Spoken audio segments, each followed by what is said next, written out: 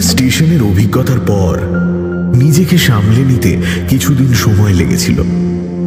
স্পষ্ট বুঝেছিলাম ভূতের গল্প লেখা আর নিজেই সেই গল্পের অন্যতম চরিত্র হয়ে ওঠার মধ্যে রয়েছে আকাশ পাতাল তফাৎ। যাই হোক, অবনী বাবু মানে আগন্তুক পত্রিকার সম্পাদক আমার রাতের স্টেশন কলাম পড়ে খুব খুশি হয়েছিলেন। পত্রিকার কাটতিও হয়েছিল বেশ, কিন্তু কে জানত এরকম প্রাণঘাতী অভিজ্ঞতার এই সবে শুরু। সেবার অবনীবাবু বিষ্ণুপুরের যে পুঁথির কথাটি বলেছিলেন 2 সপ্তাহ আগে রবিবারের দৈনিকে তাই নিয়েই একটা খবর দেখলাম। বাঁকুড়া জেলার ছাতনা গ্রামে একটি 300 বছরের পুরনো পুঁথিকে ঘিরে গ্রামবাসীর মধ্যে আতঙ্কের সৃষ্টি হয়েছে। স্থানীয় সূত্রে জানা গেছে যে প্রথমে পুঁথির মালিক রমেশ দলুইয়ের মস্তিষ্ক বিকৃতি এবং কিছুদিনের মধ্যেই তার অস্বাভাবিক মৃত্যু হয়। এখন সেই আতঙ্ক আরো ভয়াবহ রূপ নিয়েছে। তবে কি অবনীবাবু যে বলেছিলেন পুঁথিটি অভিশপ্ত, সে কথা সত্যি? এই কথা মাথায় আসতেই আমি অবনীবাবুকে ফোন করি।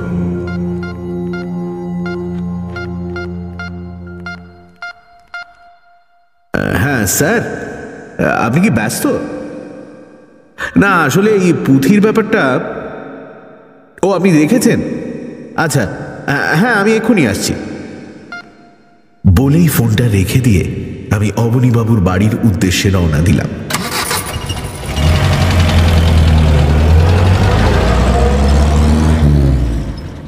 পৌঁছে দেখি অবনীবাবু চায়ের টেবিলে বসে আমার জন্য অপেক্ষা করছেন। আমায় দেখা মাত্র স্বভাব সিদ্ধ হাসি। এসো নীল, তোমার জন্যই অপেক্ষা করছিলাম। চেয়ারে বসতেই ফ্লাস্ক থেকে কফি ঢেলে আমার দিকে এগিয়ে দিলেন। অবনীবাবুর চোখে মুখে দেখলাম বেশ একটা রোমাঞ্চের স্বাদ পাওয়া অভিব্যক্তি। বললেন, বলো, কি জানতে চাও? আমি বললুম, আচ্ছা পুঁথিটা তবে কি? আমার কথা শেষ না হতেই অবনীবাবু বললেন, কি অভিশপ্ত কি না? তুমি তো জানো রহস্য গপ্প বিক্রি করে পেট চালালেও আমি নিজে ওসবে বিশ্বাস করি না। তবে ওখানকারই একজন সংবাদ প্রতিনিধির কাছে ফোন করে যা শুনলাম তা হলো পুঁথিটা ঘরে নিয়ে আসার পর থেকেই ভিকটিমের মানে ওই রমেশ দলুইয়ের হাবভাব কেমন যেন বদলে গিয়েছিল। সারাক্ষণ একটা আতঙ্কগ্রস্ত ভাব, যেন কেউ বা কারা তাকে সব সময় মেরে ফেলার চেষ্টা করছে। এভাবেই কদিনের মধ্যে তিনি প্রায় পাগলের মতন হয়ে যান, আর তারপরই এই অবস্থা। একই প্রাচীন পুঁথি, তার উপর অভিশাপের আতঙ্ক। এইসব ব্যাপারে যে আমার একটা বিশেষ আগ্রহ রয়েছে সে কথা অবনীবাবু খুব ভালোভাবে জানেন। আর হয়তো সেই কারণেই আমার কাছে এই সব ঘটনার কথা বলতে গিয়ে তার উৎসাহ দ্বিগুণ হয়ে ওঠে। আমিও যে এই ঘটনায় ইতিমধ্যেই একটা রোমাঞ্চের গন্ধ পেয়েছি সে কথা তিনিও বুঝতে পেরেছেন। তাই কোনো ভনিতা না করেই বললেন, কি যাবে নাকি একবার? আমি বললাম, কোথায়? বিষ্ণুপুর? আবার কি, তাছাড়া এবার একটা সুবিধেও আছে, 2-1 সাংবাদিক ছাড়া কোনো পত্রিকার লোকজন ওদিকটা মারায়নি। তোমার যা হাতের তার, একবার এই গল্প আমাদের পত্রিকায় বেরোলে চারিদিকে একেবারে হইচই পড়ে যাবে। এমনিতেও গল্প তো রেডি, মায় গল্পের শিরোনামও ভেবে রেখেছি, অভিশপ্ত পুঁথির রক্ত পিপাসা। কি বলো? কিছু না বললেও মনে মনে বেশ বুঝতে পারছিলাম আবার একটা রোমাঞ্চকর অভিজ্ঞতার মুখোমুখি হতে চলেছি। মুখে একটা হাসির ভাব এনে সম্মতি জানিয়ে আমি উঠে পড়লাম। পরের দিন হাওড়া থেকে সকাল 6:25 রূপসী বাংলা ট্রেন ধরে বিষ্ণুপুর পৌঁছতে লেগে গেল প্রায় 3.5 ঘন্টা। ঘর আগেই বুক করা ছিল বিষ্ণুপুর ট্যুরিস্ট লজে। স্টেশন থেকে 15 মিনিটের রাস্তা। আমার সঙ্গে একটা ট্যুরিস্ট ব্যাগ আর ক্যামেরা। লজে পৌঁছে ফ্রেশ হয়ে ব্রেকফাস্ট সেরে নিলাম। ব্রেকফাস্ট টেবিলেও শুনলাম সেই পুঁথির ঘটনা নিয়েই আলোচনা চলছে। লজের ম্যানেজারের সঙ্গে আলাপ করে জানতে পারলাম ভদ্রলোকের নাম তাপস মজুমদার, বাড়ি কলকাতায়, চাকরি সূত্রে আজ 5 বছর এখানে রয়েছেন। দেখলাম তাপসবাবু নিজেও বেশ মিশুকে। তাছাড়া সবচেয়ে বড় কথা হলো তিনি রহস্য রোমাঞ্চ গল্পের একনিষ্ঠ পাঠক। আমাদের আগন্তুক পত্রিকার প্রত্যেকটা ইস্যুর কভার স্টোরি ওনার মুখস্থ। এরকম অবস্থায় আমার পরিচয় পেয়ে তিনি যে কতটা খুশি হয়েছেন সে কথা বলা বাহুল্য। এবার আসল কথায় এলাম। তাপসবাবুকে আমার এখানে আসার উদ্দেশ্য বলতেই তিনি প্রায় লাফিয়ে উঠলেন। বললেন, বলেন কি মশাই, এখানে এসেছেন ওই ভুতুড়ে পুঁথির খোঁজে? আমি বললাম, পুঁথিটা যে ভুতুড়ে সেটা কি করে জানলেন? ভুতুড়ে না, আপনিই বলুন। 2 দিনের মধ্যে একটা জলজ্যান্ত মানুষ পাগল হয়ে গেল। শেষটায় তো... আমি বাধা দিয়ে বললাম, মানুষ পাগল হওয়ার ঘটনা তো আর নতুন কিছু নয়, কিন্তু এর জন্য পুঁথির কি দোষ? দেখলাম তাপসবাবুর মুখে স্বাভাবিক ভাবটা মিলিয়ে গিয়ে একটা গম্ভীর ছায়া নেমে এলো। আশেপাশে যদিও তেমন কেউ ছিল না, তাও তিনি গলা নামিয়ে আমাকে বললেন, দেখুন, একটা কথা বলি আপনাকে। এই ব্যাপারে সংবাদপত্রে সবটা লেখেনি। সবটা জানলে হয়তো মানুষের মধ্যে ভীতি বা কুসংস্কার যাই বলুন না কেন ছড়িয়ে পড়তে পারে। আর তেমনটা যদি হয়, বুঝতেই পারছেন, এরকম একটা ট্যুরিস্ট প্লেস লোকে তো ঘুরতে আসাই বন্ধ করে দেবে, তাই না? আমি বুঝলাম পুঁথির ব্যাপারে যতটা রহস্য আমি আশা করেছিলাম, বাস্তবে রহস্যের পরিমাণ তার চেয়ে অনেক বেশি। কথাগুলো বলতে গিয়ে তাপসবাবুও যেন একটু ভয় পাচ্ছিলেন। আশ্চর্য, একটা সামান্য পুঁথিকে ঘিরে এরকম একটা আতঙ্ক তৈরি হতে পারে। ইতিমধ্যে হয়তো আমার মনের অবস্থা বুঝতে পেরে নিজেকে সামলে নিয়ে তাপসবাবু পুঁথির বাকি ইতিহাসটা বললেন। তার কথা অনুযায়ী জানতে পারলাম যে রমেশ দলুই প্রথম ব্যক্তি নন যিনি এইভাবে মারা গেছেন। এর আগেও নাকি 3 জন ঠিক একইভাবে মারা যায়।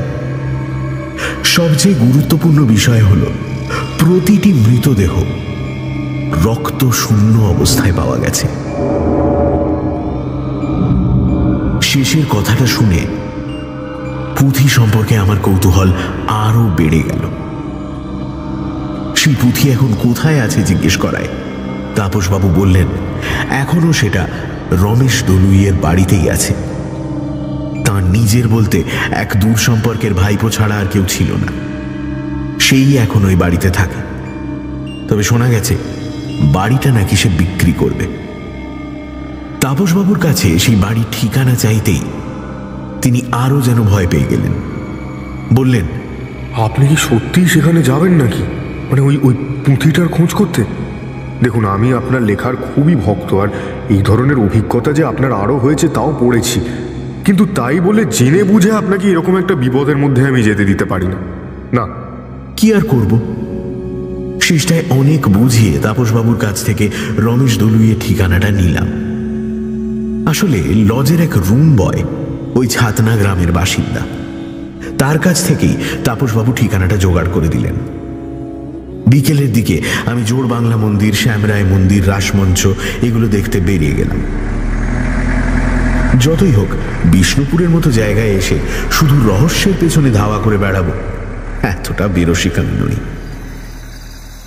সন্ধ্যের একটু পরে লজে ফিরে গিয়ে ঘণ্টাখানেক সময় তাপসবাবুর সঙ্গে গল্প করে কাটালাম। দেখলাম ভদ্রলোক আমার জন্য সত্যিই খুব চিন্তিত। রাতে তাড়াতাড়ি ডিনার সেরে নিয়ে নিজের ঘরে চলে গেলাম। ক্যামেরা আর মোবাইল চার্জে বসিয়ে একটা ম্যাগাজিন পড়তে পড়তে কখন যে ঘুমিয়ে পড়েছি তার মনে নেই। সকালে মোবাইলের অ্যালার্মে ঘুম ভাঙল। তারপর মুখ হাত ধুয়ে ব্রেকফাস্ট সেরে বেরিয়ে পড়লাম ছাতনার উদ্দেশ্যে। বিষ্ণুপুর থেকে বাসে করে ছাতনা পৌঁছতে সময় লাগলো 1.5 ঘন্টা। রমেশবাবুর বাড়ি পৌঁছতে আরো আধ ঘন্টা। রমেশবাবুর বাড়িটা গ্রামের এক প্রান্তে, ফলে লোকজনের খুব একটা আনাগোনা সেদিকে নেই। পথে একজনকে জিজ্ঞাসা করতে তিনি বাড়ির রাস্তা দেখিয়ে দিলেন।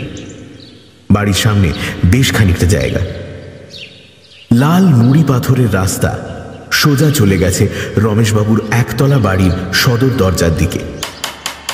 কড়া নাড়তেই ভেতর থেকে 25-26 বছরের একটা ছেলে বেরিয়ে এলো। সম্ভবত এই সেই দূর সম্পর্কের ভাইপো। কাকে চাই? একটু বিরক্তির ভাব নিয়ে যেন সে জিজ্ঞেস করল। আমি আমার নিজের পরিচয় আর এখানে আসার উদ্দেশ্য তাকে জানাতে সে যেন প্রায় আকাশ থেকে পড়ে আর কি। আনন্দ আর উত্তেজনা মাখা স্বরে বলল, কি বলছেন? আপনি অদ্ভুতুড়ে কলমের লেখক? আরে বাস! নমস্কার নমস্কার, আমার নাম সৈকত দলি। আমি তো আগন্তুক পত্রিকার আজীবন সদস্য, আর তা কেবল আপনার লেখার জন্যেই। আপনি খুব ভালো লেখেন আর কি। আর বাক্য ব্যয় না করে আমায় উষ্ণ অভ্যর্থনা জানিয়ে সৈকত ঘরে নিয়ে গেল। শুনলাম তার কাকা মারা যাবার পর থেকে সে এখানে এসেই রয়েছে। কাছাকাছি কোথাও একটা স্কুলের টিচার। আগে বাঁকুড়া থেকে যাতায়াত করত আর মাঝে মাঝে কাকার কাছে এসে থাকতো। এখন রান্নাবান্না নিজেই করে। আগে একটা কাজের লোক ছিল, তবে রমেশবাবুর মৃত্যুর পর সে পালিয়েছে। পুঁথির ব্যাপারে দেখলাম যা কিছু কথাবার্তা শোনা গেছে সে সম্পর্কে সৈকত বিন্দুমাত্র বিশ্বাসী নয়। তবে কাকার মৃত্যুতে সে খুবই মর্মাহত। তার কথা অনুযায়ী রমেশবাবু নাকি বড় মাপের একজন পুঁথি গবেষক এবং পণ্ডিত ব্যক্তি ছিলেন। সৈকতের কথা যে বিন্দুমাত্র মিথ্যে নয় তা বুঝলাম রমেশবাবুর ঘরে গিয়ে। সারা দেওয়াল জুড়ে আলমারিতে থরে থরে পুঁথি সাজানো। তার ঘরের মধ্যে 6টি বুকশেলফে ঠাসা রয়েছে বিভিন্ন ধরনের বই। এরকম একজন মানুষের এইভাবে চলে যাওয়া যেন আমিও ঠিক মেনে নিতে পারছিলাম না। মনে মনে একটা রোগ চেপে গেল। যে করেই হোক এই পুঁথির রহস্য আমায় উদ্ঘাটন করতেই হবে। সৈকতকে এবার জিজ্ঞাসা করলাম, আচ্ছা তোমার কি মনে হয় তোমার কাকার মৃত্যুর কারণ কি হতে পারে? সৈকত কেমন যেন একটু অন্যমনস্ক হয়েই বলল, কি জানেন তো, কাকা ছিলেন আপন ভোলা মানুষ, আর যাকে বলে বইয়ের পোকা। খাওয়া দাওয়ার কোনো ঠিক ছিল না। কোথাও কোনো পুঁথির খোঁজ পেলেই সেখানে ছুটে যেতেন। তাই আমার তো মনে হয় শরীরের প্রতি অযত্ন আর অনিয়মেই মানুষটা চলে গেল। এবার আমি পুঁথির কথাটা তুললাম। বললাম, আচ্ছা সৈকত, পুঁথিটা কি এখন দেখানো যাবে? সৈকত বলল, নিশ্চয়ই, এই তো হাতের কাছেই আছে। বলে সে উঠে গিয়ে দেওয়াল আলমারির বাকি পুঁথিগুলো থেকে আলাদা করে রাখা একটি পুঁথি নিয়ে এলো। লাল শালুতে মোড়া, প্রমাণ মাপের আয়তাকার 2টি কাঠের পাটাতনের মধ্যে সংরক্ষিত সেই পুঁথি হাতে নিতেই আমার সারা শরীরে যেন একটা শিহরণ খেলে গেল। এই সেই পুঁথি যার মধ্যে ইতিহাস আর তথ্যের সঙ্গে জড়াজড়ি করে লুকিয়ে আছে মারণ অভিশাপ। কিন্তু কিসের অভিশাপ? কার অভিশাপ? এইসব কথা এক মনে পুঁথিটার দিকে তাকিয়ে ভাবছি, হঠাৎ সৈকতের ডাকে আমার চমক ভাঙল। কি ব্যাপার বলুন তো মশাই, কি ভাবছেন? সৈকত যেন একটু আশ্চর্য হয়েই প্রশ্ন করল, আচ্ছা সৈকত, তোমাকে যদি একটা অনুরোধ করি রাখবে? আরে এভাবে বলছেন কেন? আপনি নিঃসংকোচে বলুন। বলছিলাম যে আমি কি পুঁথিটা কদিনের জন্য একটু নিজের কাছে রাখতে পারি? নিশ্চয়ই নিশ্চয়ই, আমার কোনো আপত্তি নেই। তবে ওটাকে নিয়ে ইতিমধ্যে যা রটেছে, আপনি যদি তারপরেও সাহস করে ওটাকে কদিন কাছে রাখতে চান তো রাখবেন। তবে আপনি কি ওটাকে লজে নিয়ে যাওয়ার কথা ভাবছেন? আমিও সেটাই ভাবছি। ওখানে নিয়ে গেলে আবার। এবার সৈকত বলল, আমি একটা অনুরোধ করি, যদি কিছু মনে না করেন, কদিন না হয় এখানেই থেকে যান না। আমি তো একাই থাকি, একজন সঙ্গী পেলে আমারও ভালো লাগবে। ঘরের কিন্তু কোনো অসুবিধে নেই, এই ঘরের পেছনেই আরেকটা ঘর আছে। সৈকতের কথায় আমি যেন হাতের চাঁদ পেলাম। এরকম পুঁথি আর বইয়ের সংগ্রহের মধ্যে থাকার লোভটা এতক্ষণ বেশ কষ্ট করে সামনে রেখেছিলাম। তাই সৈকতের অনুরোধে বিনা বাক্য ব্যয়ে সম্মতি জানালাম। দুপুরে একসঙ্গে খাওয়া দাওয়া করার পর সৈকত তার স্কুলের খাতাপত্র নিয়ে বসল। পুঁথিটা নিয়ে রাতে বসবো ভেবে আমিও এই ফাঁকে একটু গড়িয়ে নিলাম। বিকেলের দিকে সৈকত আর আমি কাছাকাছির মধ্যেই একটু ঘুরে এলাম। উদ্দেশ্য একটাই, পুঁথিকে কেন্দ্র করে যে ধরনের কথা চারিদিকে শোনা যাচ্ছে তার প্রভাব স্থানীয় গ্রামবাসীদের ওপর কতটা পড়েছে সেটাই দেখা। কয়েকজনের সঙ্গে কথাও হলো। আসলে কিছুদিন ধরে সাংবাদিকদের মুখোমুখি হওয়ার ফলে সাক্ষাৎকার দেওয়ার ব্যাপারে গ্রামবাসীরা অনেকটাই সড়গড় হয়ে উঠেছে। সব মিলে যা বোঝা গেল তা হলো এই, পুঁথিটা যে অভিশপ্ত তা নিয়ে অন্তত গ্রামবাসীর কোনো সন্দেহ নেই। তারা নাকি সাংবাদিকদের অন্যান্য মৃত্যুর ঘটনাগুলোর কথাও বলেছিলেন। কিন্তু যে কোনো কারণেই হোক, কাগজে তারা সেসব আর ছাপেনি।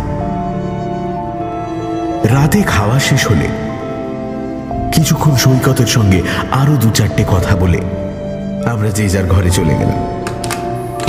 আমি সঙ্গে করে পুঁথিটা নিয়ে গেলাম।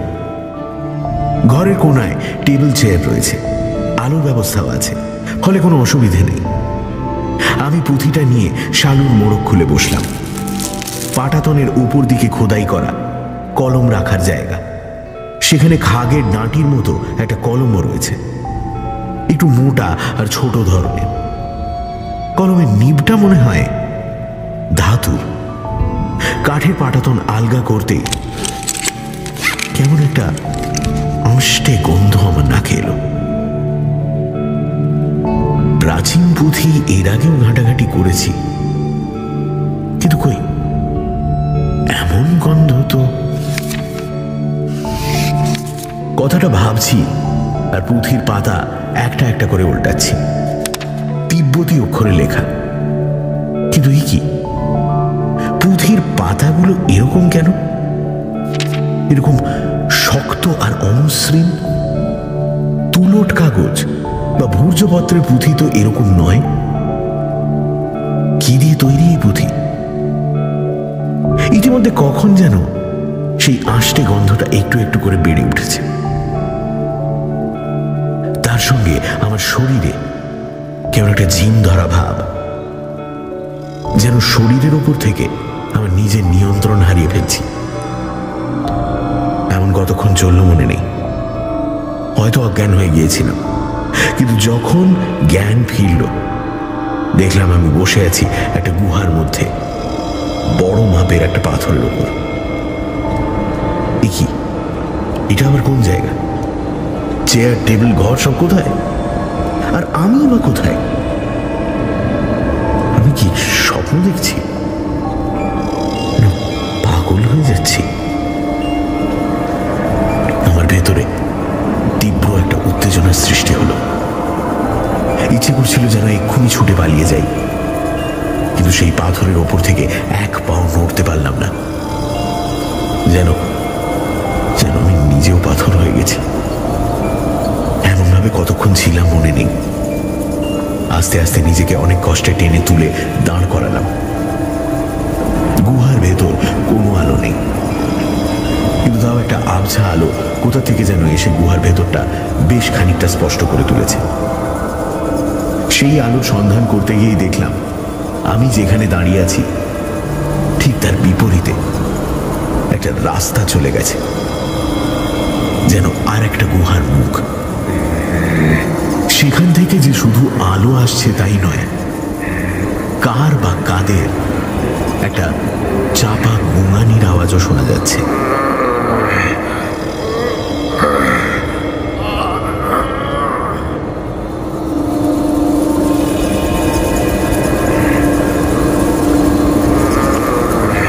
আমি গুহার দেওয়াল ধরে এক পা করে এগিয়ে গেলাম। পরের গুহাটার দিকে যত এগিয়ে যাচ্ছি, ক্রমে সেই চাপা গোঙানির আওয়াজ আরো স্পষ্ট হয়ে যাচ্ছে। কিছুটা গিয়ে আমি আড়াল থেকে ভেতরে কি চলছে তা দেখার চেষ্টা করলাম, কিন্তু যে দৃশ্য দেখলাম তা দেখে আমার শরীর অবশ হয়ে গেল। গলা শুকিয়ে কাঠ। চিৎকার করতে গিয়েও কোনো শব্দ বেরোলো না। দেখলাম বছর 30-এর একটা ছেলের দেহ চৌকির মতো একটা শিলাখণ্ডের ওপর শোয়ানো রয়েছে, শরীর সম্পূর্ণ নগ্ন। শিলাখণ্ডের চারপাশে গোল করে দাঁড়িয়ে আছে জনা পাঁচেক লাল কাপড় পরা লোক। ওদের মতোই আর একজন একটা ধারালো শানিত ছোরা নিয়ে সেই দিকে এগিয়ে আসছে। দেখলাম কাজটা যেন খুব সন্তর্পণে করছে, কোনো অপরাধী যেমন করে অপরাধ করে। সবার চোখে মুখে একটা ভীতি আর নৃশংসতা মেশানো একটা ভাব। দেখতে দেখতে সেই ছোড়া হাতে লোকটা এগিয়ে এসে নগ্ন দেহটা থেকে খুব ধীরে ধীরে চামড়ার পরত ছাড়িয়ে নিতে লাগলো, আর সমানভাবে একটা পরতের ওপর আর একটা পরত রাখলো। চামড়া ছাড়িয়ে নেবার পর লোকটা সেই নগ্ন দেহটার কবজির একটু নিচ থেকে ছোড়া দিয়ে এক টুকরো হাড় কেটে নিল। ততক্ষণে সেই শিলাখণ্ডটা রক্তে ভেসে যাচ্ছে। সেই দৃশ্য দেখে লোকগুলোর মুখে একটা পৈশাচিক হাসি ফুটে উঠল। কিন্তু কিন্তু আমারে কি হলো?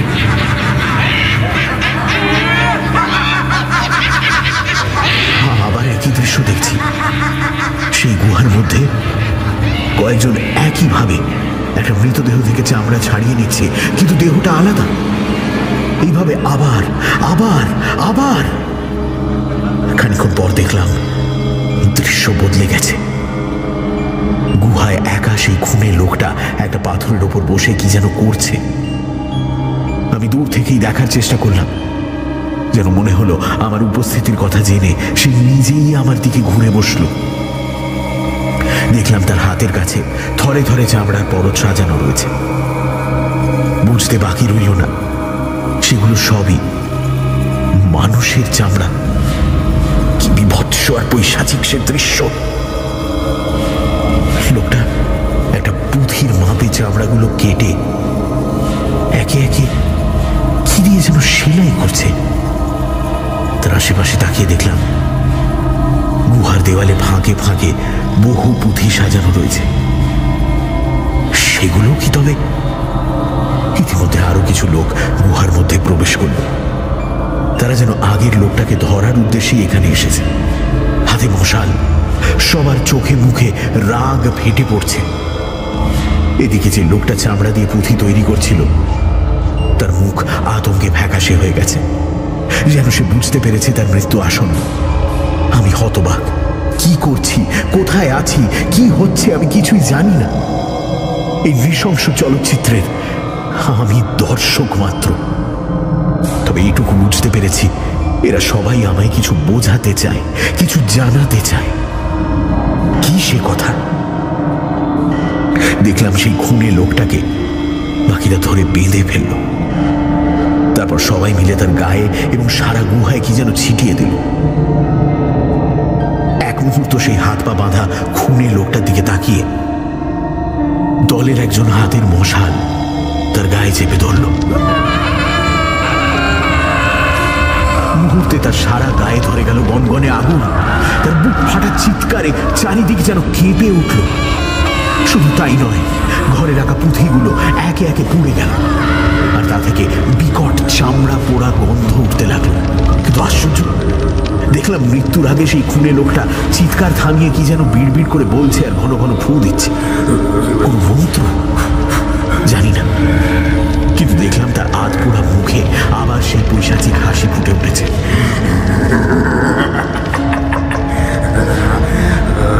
আমার মাথার শিরাগুলো এইবার হয়তো ছিঁড়ে যাবে। আমার চোখের পাতা ভারী হয়ে আসছে। আমি আমি অন্ধকারে তলিয়ে যাচ্ছি। সে আধপোড়া মুখ যেন হাঁ করে রয়েছে, আর তার মধ্যে আমি ঘুরতে ঘুরতে ডুবে যাচ্ছি। আর কে যেন সেই অন্ধকার থেকে বলছে, লেখো লেখো লেখো।